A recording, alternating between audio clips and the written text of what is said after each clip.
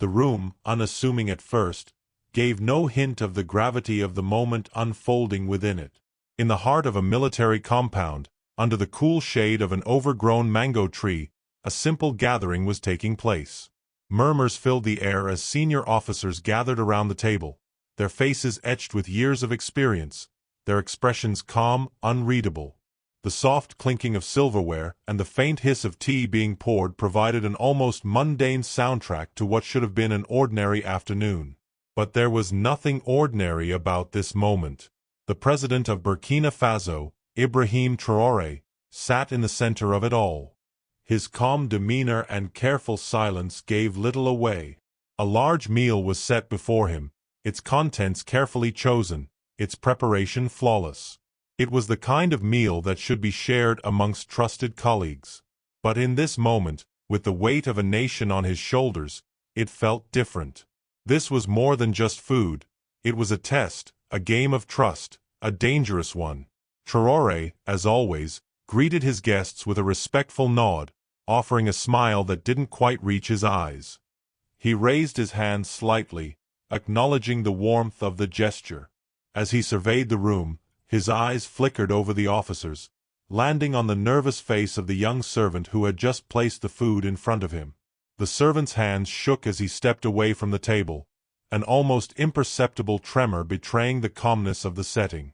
Something wasn't right. In a room filled with seasoned men, where calm leadership was expected, one small detail stood out.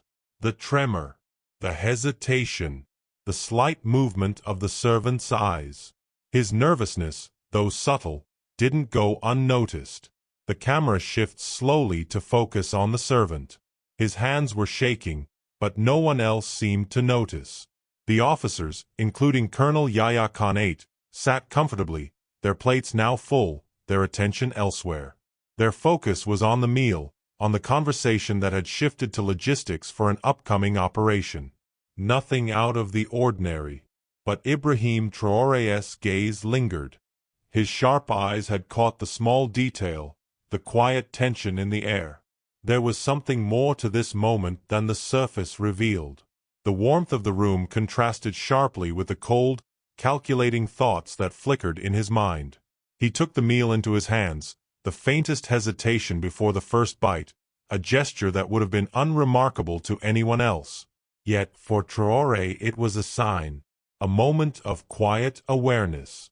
His mind raced through countless scenarios, each more dangerous than the last. The eyes of his closest advisors watched him, but none could sense the tension building beneath the calm surface. As the meal sat before him, untouched, the weight of the decision settled heavily in his chest. The room, still vibrant with conversation, seemed suddenly distant. Ibrahim Traoré had been trained for this, for moments like these, when appearances could be deceiving. He had led men in battle and faced down threats from all corners. But this was something different. A test not of his leadership, but of his trust. Betrayal was a dangerous game, and sometimes it came from the most unexpected places. The audience, too, felt the shift in the air, a subtle change that was not easily identified but was impossible to ignore. Something was coming, something that would change everything. But for now, the meal sat quietly in front of him, a silent challenger to the trust that had held the room together. It all began with a meal. A simple plate, carefully prepared, served with the utmost respect. To the untrained eye, it was nothing more than a humble offering of food, nothing to question, nothing to fear. But to Ibrahim Traoré, nothing was ever as simple as it seemed. As he sat quietly in the private room, surrounded by trusted advisors, the weight of his position was never far from his mind. The room, serene and calm, was a place of supposed safety. The meal, however, was more than just food. It was a test, a deadly one, masked by the appearance of routine. A small detail caught his eye. The young servant, nervous, too nervous. His hands trembled ever so slightly as he placed the meal before Traoré, his movements carefully measured, as though each step was calculated, each motion scrutinized. His gaze, just for a moment, lingered too long on the president before he stepped back, disappearing into the corner of the room. And yet, no one else noticed. They were busy, talking, laughing, lost in their plans for the day. But Traoré's eyes never left the servant. His sharp gaze, always alert, always watching, had already recognized something out of place. The meal sat in front of him, a simple dish, nothing extravagant.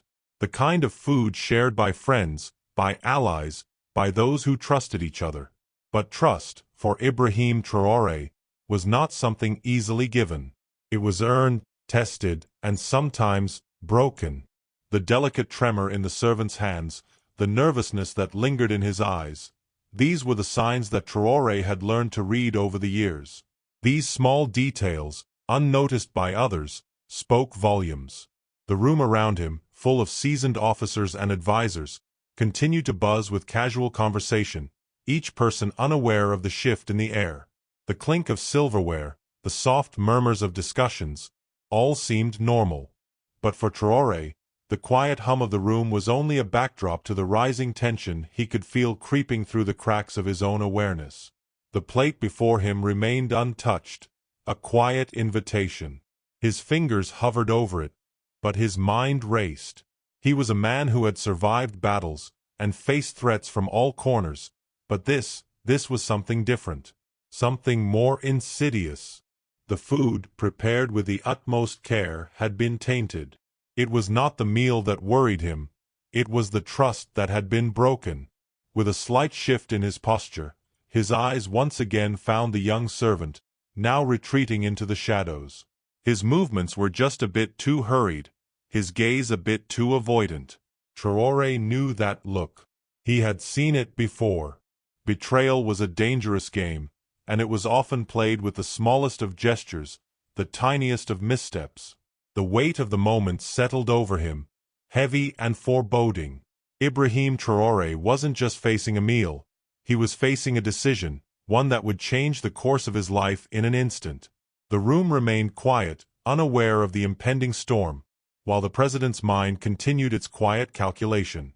The meal, once a symbol of camaraderie, had now become something else, something far more dangerous. Trust, as it turned out, was a fragile thing. And in this room, with a meal placed before him and a servant watching from the corner, Ibrahim Traoré knew the true cost of that trust. As Ibrahim Traoré sat in his chair, the weight of the meal before him seemed to increase. He didn't touch it, not yet. His gaze, sharp and calculating, drifted to the young servant once again.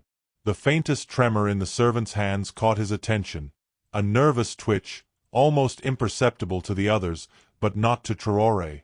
It was small, but it spoke volumes. Traoré smiled faintly, masking his growing unease, but something felt wrong. His instinct, honed by years of leadership and survival, told him this moment was more than it seemed. His eyes met those of Colonel Yahya Khanate, sitting across the table.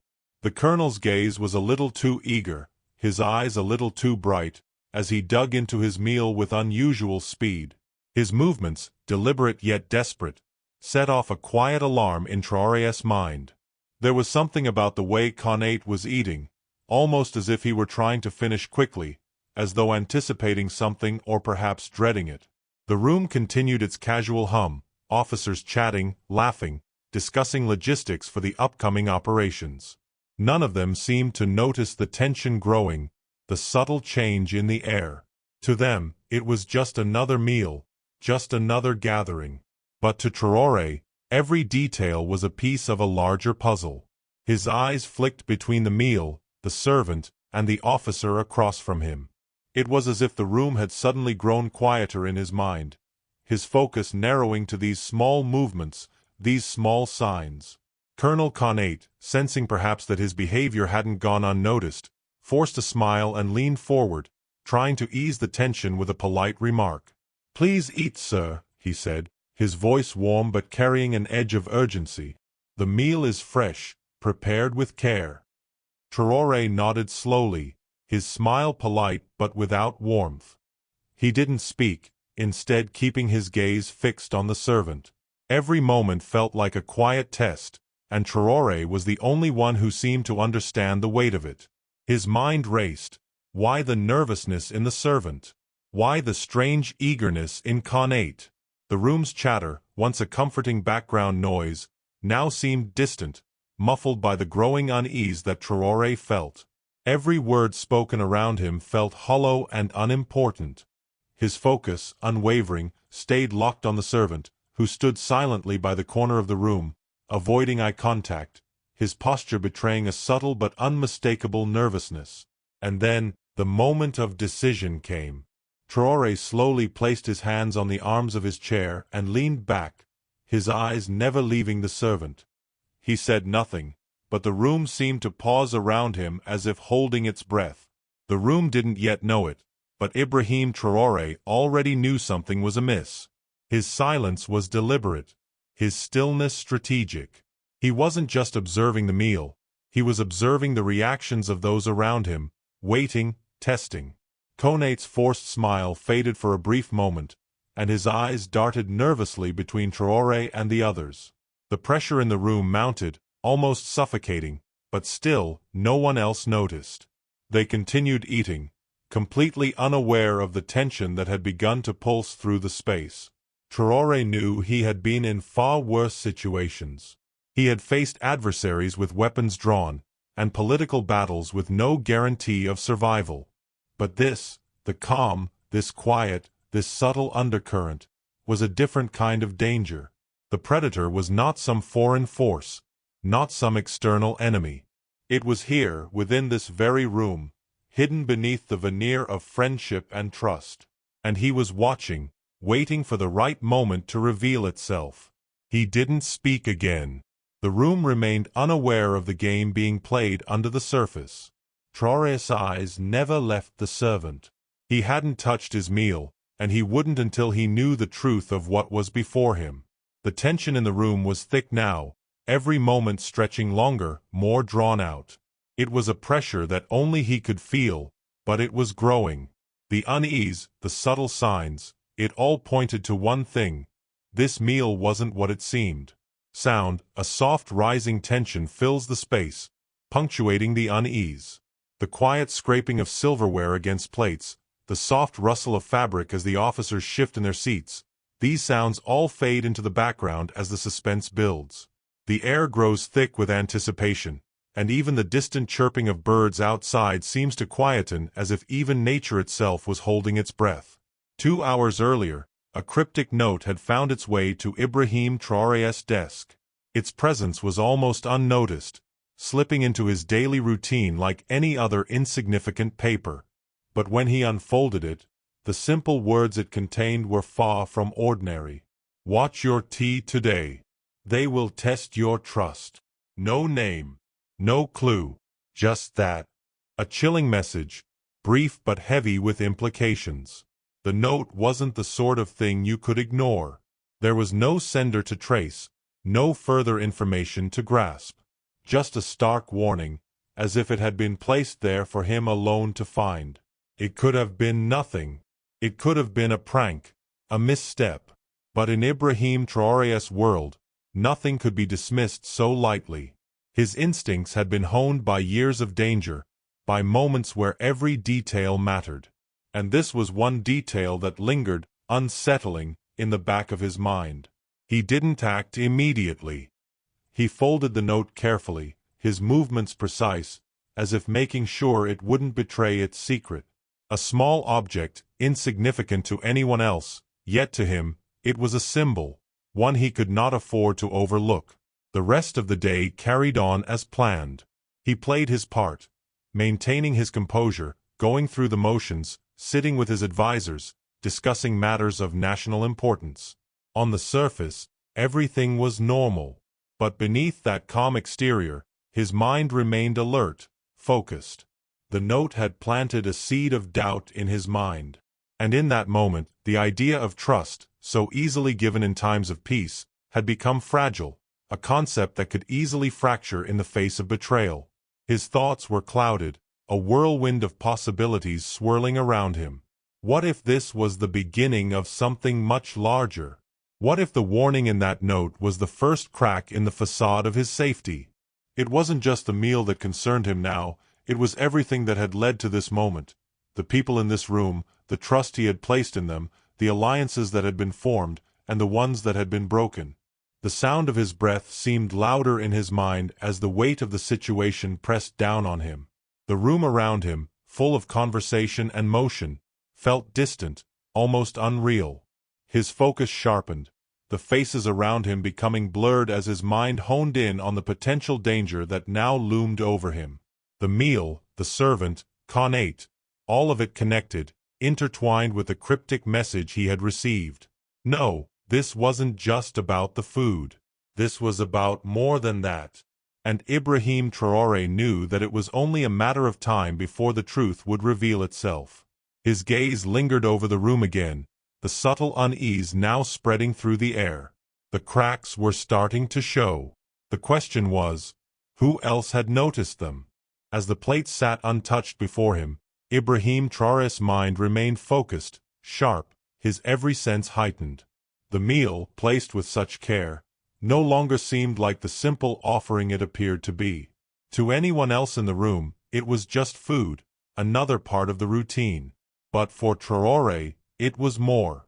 The truth had slowly revealed itself to him, piece by piece. The young servant, who had placed the meal before him, was nervous. No, not just nervous.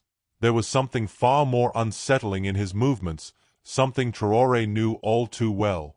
The trembling hands, the faint sweat on his brow, the darting eyes that avoided meeting his. Traoré had seen this before. In the moments before a trap was set, in the moments when the betrayer couldn't quite mask their guilt. It wasn't the first time Traoré had been in this kind of situation, but it was the first time it had come from someone he had trusted. His eyes followed the servant as he walked away, his movements hurried, trying to blend in with the room, trying to disappear into the shadows. But to Traoré, he was impossible to ignore. The young man had no idea what kind of danger he had unwittingly placed himself in. But for Traoré, it wasn't the servant who was the problem. It was what the servant represented. This was the moment that trust was being tested. As the servant moved out of the room, Traoré's gaze flickered to Colonel Yahya Connate, who sat directly across from him. Connate, the man who had served him for years, who had earned the trust of the president, was now acting out of place. His eagerness to eat was too apparent, too rushed. There was no natural calm in the way Connate consumed his food, no ease in his movements.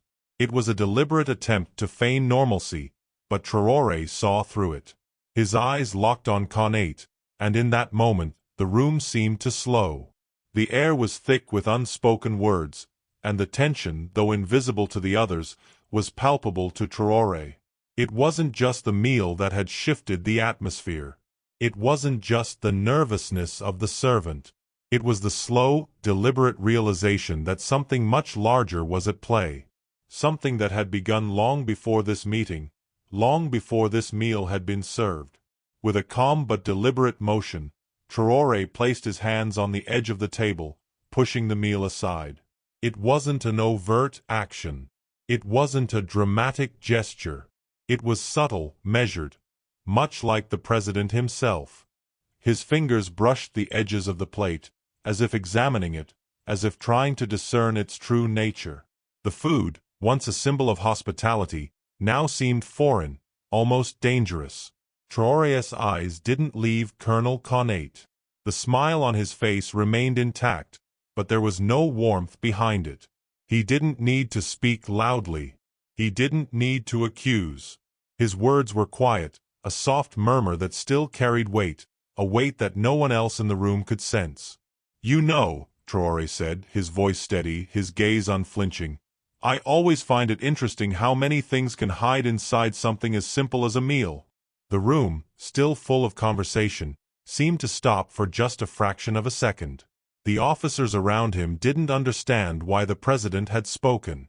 They didn't notice the subtle shift in the air. They didn't notice the change in his demeanor, the small but unmistakable tension in his words. They continued eating, unaware of the unspoken accusation that now hung between them. But Connate knew. In that moment, something flickered behind his eyes. A flicker of realization, of fear.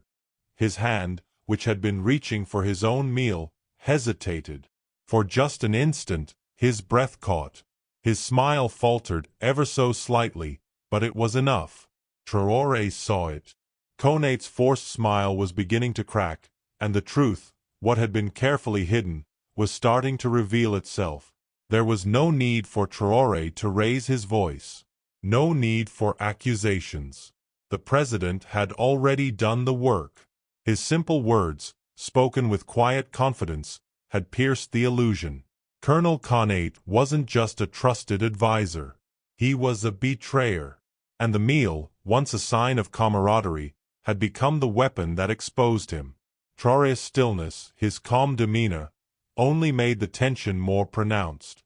It was as if the room itself was holding its breath, waiting for the moment when the truth would break free from the silence. Traoré didn't look away from Konate. His gaze never wavered, never faltered. His mind raced, calculating the next steps, and anticipating the actions of those around him. He knew that the greatest danger didn't always come from the obvious places. It didn't come from the enemy you could see, it came from the ones you trusted. And here, in this room, that betrayal had just been laid bare. The room, once filled with casual conversation, fell into a sudden, unsettling silence. Every eye in the room, every officer seated around the table, now focused on the quiet tension unfolding. Traoré, calm as ever, remained perfectly still, his gaze unwavering. He didn't need to raise his voice. His mere presence, his quiet authority, had already shifted the entire atmosphere. The question he posed was simple, yet it carried the weight of 1,000 unspoken truths. "Colonel, do you trust the people who prepared this meal?" The words hung in the air, slicing through the stillness like a blade. For a moment, the room froze. No one moved, no one spoke. Colonel Yaya Konate's face flickered with confusion. His brow furrowed, his lips tightening into an attempt at composure. He didn't answer immediately. His gaze darted to the others in the room, as though seeking reassurance, as though trying to gather himself in the face of the accusation. But Traoré's eyes never wavered. He had already seen enough. His question wasn't a demand for an answer. It was a statement. The truth had already been revealed in the silence, in the subtle betrayals that no one else could see. The moment Konate faltered, the room understood. The trust that had been placed in their hands had been shattered. Konate's attempt to regain his composure failed miserably. His expression shifted, faltered, and that brief, telltale moment was all it took for Traoré to know. He didn't need to hear the confession. He had already pieced it together. The web of betrayal was clear now. A brief moment of silence passed, stretching longer than it should have. The air in the room thickened, growing dense with the tension of 100 unasked questions. The officers shifted uncomfortably in their seats, exchanging uneasy glances. The heavy weight of realization settled over them. It wasn't just the meal, it was the trust. It was the people around them. And now, Traoré's quiet question had exposed the cracks in the foundation they had all stood upon. Traoré turned slowly, his eyes never leaving Konate's, and then without a word, he gestured to one of his officers. "Bring him forward." The room, still under the oppressive silence, watched as the young servant, the nervous figure who had so innocently placed the poisoned meal before the president, was escorted into the center of the room. His hands were trembling, bound behind his back, his eyes wide with fear. He hadn't expected this, hadn't understood the magnitude of the situation. But now, in front of them all, he stood as the key player in a plot far larger than he could have imagined. The officer placed a small bag on the table in front of Traoré, its presence a stark contrast to the ordinary meal still sitting untouched. Traoré, with the same calm demeanor he had maintained throughout, reached for the bag. He unzipped it slowly, the sound of the fabric parting the only break in the tense silence. He pulled out a small vial, its contents clear, almost invisible, just a faint trace of liquid inside. The label on the vial read, VXT42. The room's tension reached its peak. Traoré turned the vial in his fingers, examining it for a moment before speaking again, his voice steady. "A slow-acting neurotoxin," he said, his words cold and precise, colorless, tasteless, and odorless. "Enough to kill a man in minutes. Hidden in the servant's sock. Meant for me." A sharp gasp erupted from the room as if the air had been knocked out of everyone at once. The sound of the vial hitting the table seemed louder than it was, the weight of the revelation filling every corner of the room. The officers, once oblivious to the subtle undercurrents of danger, now sat frozen, unable to tear their eyes away from the small vial, the silent proof of the plot against their leader. The young servant, his face pale and trembling, could do nothing but stand there in silence, caught in the web of conspiracy that had ensnared him. He had been the tool, the unwitting accomplice. But who had made him that? Who had whispered in his ear? Who had placed him in this position? The room remained silent. The weight of the moment, the revelation of betrayal, settled over them like a storm cloud. Ibrahim Traoré, ever the calm and composed leader, stood unshaken in the eye of it all. He had seen this before, the games of power, the twists of loyalty. But this betrayal, the one that came from within his own house, from someone he had trusted, hit differently. But the truth had been uncovered. The plot, though foiled, had laid bare the deeper, darker forces at work. And Traoré knew this was only the beginning. As the young soldier was escorted away, his hands bound behind his back, Ibrahim Traoré remained seated, his expression calm, his gaze unwavering. The room around him, once full of casual chatter, had now descended into an eerie silence. The weight of the moment settled heavily in the air. The officers, once completely unaware of the tension building, now sat frozen, caught in the stillness that only followed the unveiling of a betrayal. Traoré did not rise hastily. He did not shout or rush to take control of the situation. Instead, he sat, calm but sharp, his presence commanding even in the quiet. His voice, when it came, was steady and deliberate, cutting through the tension like a knife. "This betrayal," he said, his words measured, "from inside our own house, is worse than any enemy." The room seemed to hold its breath. The weight of his words hit harder than any physical blow could have. The officers looked at one another, confusion and disbelief flickering across their faces, their minds struggling to process what had just been revealed. The truth, painfully simple, yet devastating, began to sink in. It wasn't just about the meal. It wasn't just about the servant. The betrayal had run deeper, and it had come from someone they had trusted. The silence in the room deepened, growing thicker with each passing second, as the full gravity of the situation settled over them all. Traoré's gaze never wavered as he slowly rose from his chair, his movements deliberate. The soft sound of his feet on the floor was the only noise that broke the oppressive stillness. The officers remained seated, paralyzed by the truth they had just learned, their minds reeling, still trying to make sense of the unfathomable. Captain Zongo stood off to the side, observing quietly, his eyes trained on Traoré. There was no need for words between them. Zongo understood. In his silence, he felt the weight of the moment, the realization that this betrayal was not just a personal blow to Traoré, but to them all. The trust they had placed in their closest circle had been shattered. The officers, still seated, exchanged glances. The room was filled with a sense of disbelief, confusion clouding their faces. How had they missed it? How had they failed to see the cracks beneath the surface? It was a question without an easy answer, but one that lingered, unanswered, in the silence of the room. The quiet stretched on, and slowly, as the seconds passed, the tension in the room began to grow unbearable. What had been a calm meeting just moments before now felt like a turning point. The meal, the servant, and the words of their leader had peeled away the layers of trust they had built. But this wasn't over. Ibrahim Traoré knew the game had changed. The pieces that had once seemed isolated were now connected, revealing a far larger conspiracy than anyone had imagined. As the young servant was escorted out of the room, His fate sealed, Traoré's mind was already shifting to the next phase. The betrayal was no longer just about a single poisoned meal or a single person. It was much deeper than that. The name Lash Shakal had emerged. A name that Traoré had heard whispered in passing.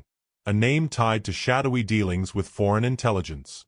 It wasn't just about Colonel Connate anymore.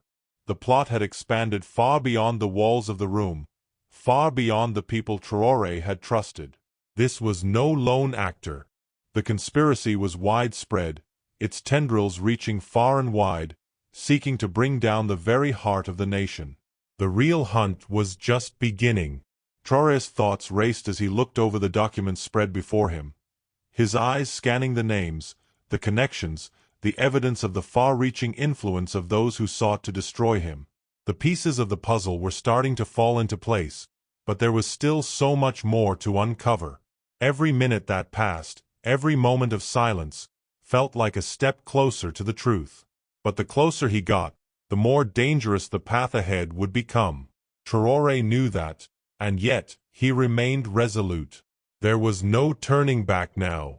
The room, once filled with the tense but steady rhythm of the investigation, now held an uneasy silence. Traoré's calm authority was the only thing holding it together. His mind, focused and unyielding, was determined to find the truth. His gaze, though soft, was sharp and unwavering, focused on the task at hand. The meal, once a symbol of betrayal, now represented survival. And Traoré would do whatever it took to ensure that survival. But the enemy was still out there, hidden in the shadows. The lion had been tested, but it had not fallen. And as the investigation unfolded, Traoré knew one thing for certain: the battle was far from over. The real enemy, Lash Shakal, was waiting, watching. And Traoré would not rest until the shadowy figure behind the plot was found. The investigation had just begun. If you want to follow the rest of the story and witness the rise of a nation's leader as he uncovers the depths of a dangerous conspiracy, make sure to like and subscribe to Ibrahim Traoré Parables. Don't miss a moment. The truth is just beginning to unfold, and the journey has only just begun.